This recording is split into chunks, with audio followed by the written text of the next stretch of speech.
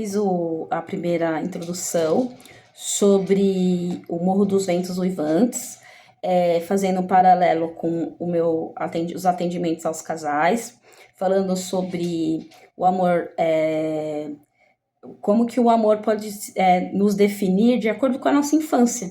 Nossa infância brutalizada, cruel, ou uma infância com pais amorosos, o que isso pode nos levar. E no filme mostra, né, brevemente, alguns aspectos psicanalíticos muito forte, né?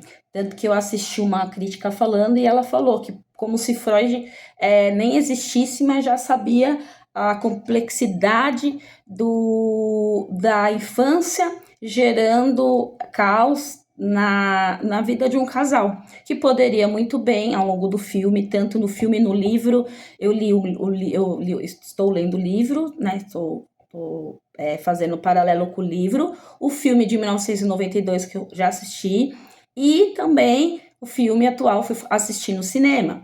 É recomendável? Eu, particularmente, algumas coisas eu achei interessantes, como moderno, coisas atuais, principalmente sobre a toxicidade e a violência,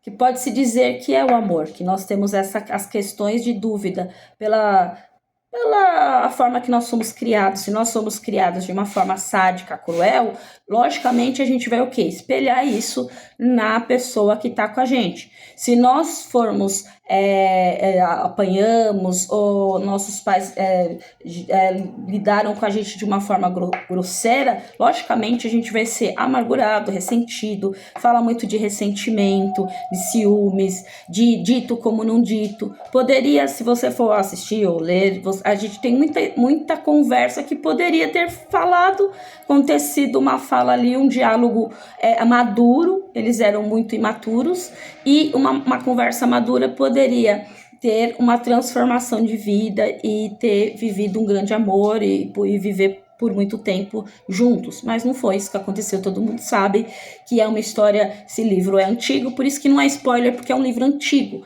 né? Então todo mundo sabe que acontece lutos e perdas. Por que eu fiz sobre esse livro? Porque ele está no cinema, né? É um livro atual, a gente tem que falar da atualidade, tá no cinema, é um filme atual, perdão, e muitas pessoas estão falando dele também sobre essa questão psicanalítica, e eu achei muito interessante alguns aspectos do filme e do livro, e também da clínica que eu atendo. Achei muitas coisas muito, muito paralelas. Nossa história, na nossa vida não é um drama, mas é como se alguns atendimentos, até meu próprio casamento, a minha vida quando eu era jovem, hoje a maturidade e os casamentos, né, que eu atendo, os namoros, o drama, às vezes dava tudo para estar bem, o casal, por que foi escolhido, por que aquela pessoa é escolhido por muito tempo, é teu melhor amigo, mas por causa de questões, de ciúmes, de inveja, de coisas que tá dentro de você, que você não sabe lidar, porque você não sabe se autoconhecer, perdoar os ciclos da sua família geracionais, perdoar ciclos geracionais, ciclos de família disfuncional, mudar essa característica dentro da sua família, como os filhos sofrem por ausência ou por uma rigidez, né? Tudo isso eu falei em algumas partes, não deu para falar muito, eu falei um pouco de comunicação, mas eu dei um panorama do filme, né, primeiro, sobre a história da autora, sobre a história dos tipos de filme, porque está todo mundo fazendo mais a crítica sobre a parte racial, sobre a parte da fotografia, sobre a parte artística mesmo. Eu dei uma introdução, mas eu queria deixar claro aqui para vocês rapidamente, para que vai ter a continuação sobre a parte psicanalítica, tá? Eu vou falar o que acontece quando a nossa mente tem o id, o ego e o superego. Quando essas três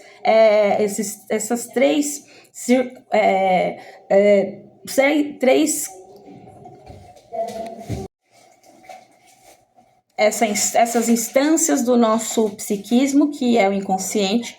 Vou falar como cada um agia, o id, o ego, como que eles ajudariam nessa situação, né, de órfãos, de pessoas maltratadas, o id é a impulsividade, a superego é a sociedade, o que a sociedade, as normas da sociedade. Então ali era particularmente o arquétipo de um era do id, o arquétipo dos dois era muito confusos, né, e prevaleceu o superego quando quando a Cat, que é a Catherine, Catherine faz a escolha dela de cumprir as normas sociais, porém ela cumpre as normas sociais, mas existe a pulsão da vida, que é a pulsão da paixão, a pulsão do id na vida dela. E por isso que dá tanta complexidade, porque ela não sabe se ela escolhe um, escolhe outro. Por ali não ter uma base, algo que o controlasse, que é o ego forte é aquele que vai lidar com as questões, tanto do Heathcliff quanto da Cat. Os dois tinham o ego frágil e muito mais o id. O ego frágil, o id fica forte, e o superego também tem essas duas, eles trabalham conflituosamente. Também o sadismo e o masoquismo, eu vou falar sobre o sadismo e o masoquismo, como no filme foi retratado de uma forma bem explícita. Muitos estão reclamando sobre a forma que ela criou algumas coisas, mas eu vejo que ela quis trazer a forma do sadismo e o masoquismo no relacionamento mesmo. Como a gente tem vivido muito isso. Quantos crimes passionais, quantos divórcios, às vezes você vê que o casal se ama, mas não aguenta, ou se maltrata, e isso acontece muito. O amor e o ódio andam às vezes juntos. É difícil de falar, porque nós estamos, às vezes, nós falando-se do amor, né? O amor ágape, aquele amor que é o perfeito, não existe isso, né? O amor não é ciumento, o amor não é... Mas o amor humano, erótico, eros, tanto que a propulsão de vida é a pulsão eros, e a pulsão essas instâncias do nosso psiquismo, que é o inconsciente. Vou falar como cada um agia, o id, o ego, como que eles ajudariam nessa situação, né, de órfãos, de pessoas maltratadas.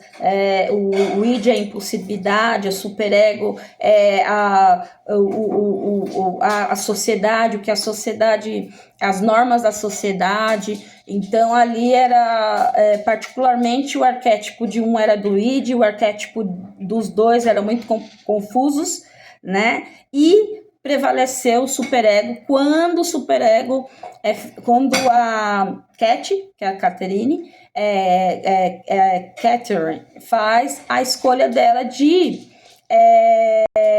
cumprir as normas sociais, porém ela cumpre as normas sociais, mas existe a pulsão da vida, que é a pulsão da paixão, a pulsão do id na vida dela. E por isso que dá tanta complexidade, porque ela não sabe se ela escolhe um, escolhe outro. Por ali não ter uma base, algo que o controlasse, que é o ego forte é aquele que vai lidar com as questões, tanto do Heathcliff quanto da Cat. Os dois tinham o ego frágil e muito mais o id. O ego frágil, o id fica forte, e o superego também tem essas duas, eles trabalham conflituosamente. Também o sadismo e o masoquismo, eu vou falar sobre o sadismo e o masoquismo, como no filme foi retratado de uma forma bem explícita.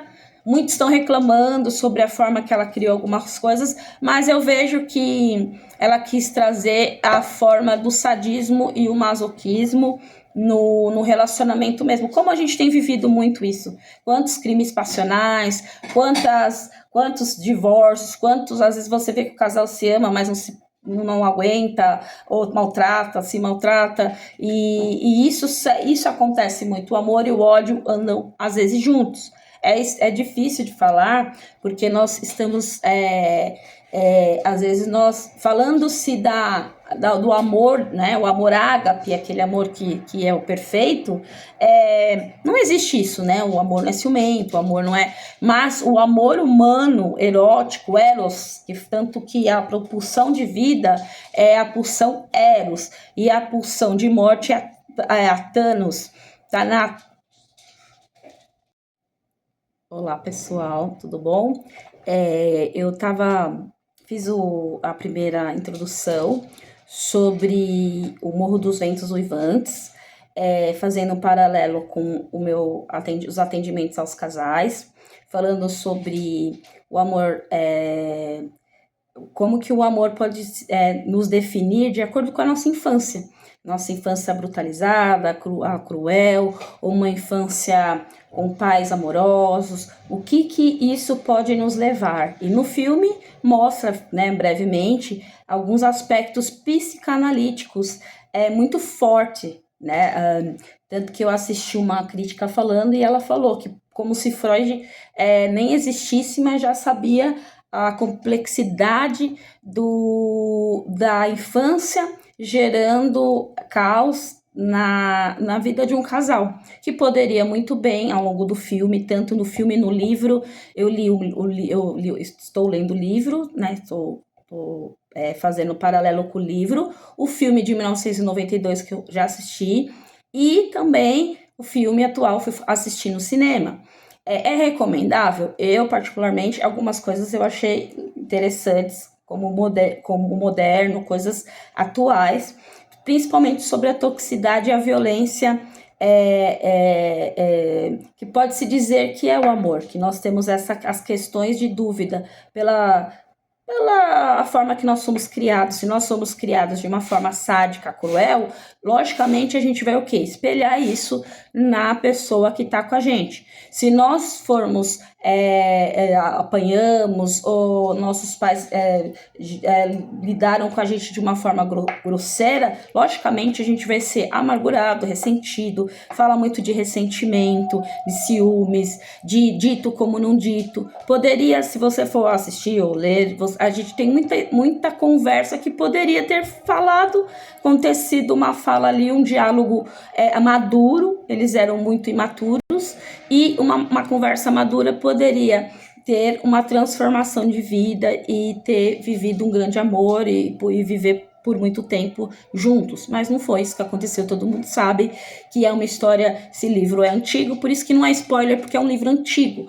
né? Então todo mundo sabe que acontece lutos e perdas. Por que eu fiz sobre esse livro? Porque ele está no cinema, né? É um livro atual, a gente tem que falar da atualidade, tá no cinema, é um filme atual, perdão, e muitas pessoas estão falando dele também sobre essa questão psicanalítica, e eu achei muito interessante alguns aspectos do filme e do livro, e também da clínica que eu atendo. Achei muitas coisas muito paralelas.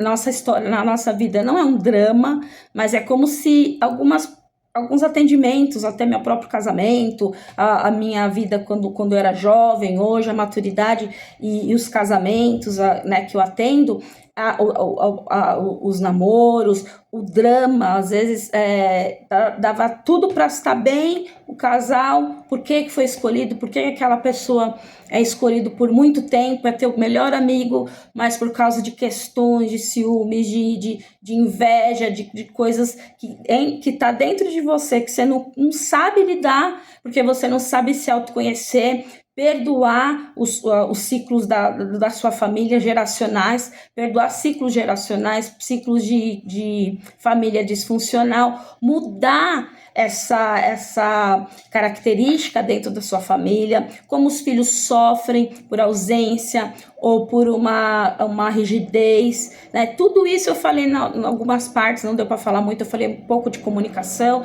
mas eu dei um panorama do filme, né, primeiro, sobre a história da autora, sobre a história dos tipos de filme, porque está todo mundo fazendo mais a crítica sobre a parte racial, sobre a parte da fotografia, sobre a parte artística mesmo. Eu dei uma introdução, mas eu queria deixar claro aqui para vocês rapidamente, para que vai ter a continuação sobre a parte psicanalítica, tá? Eu vou falar o que acontece quando a nossa mente tem o id, o ego e o superego. Quando essas três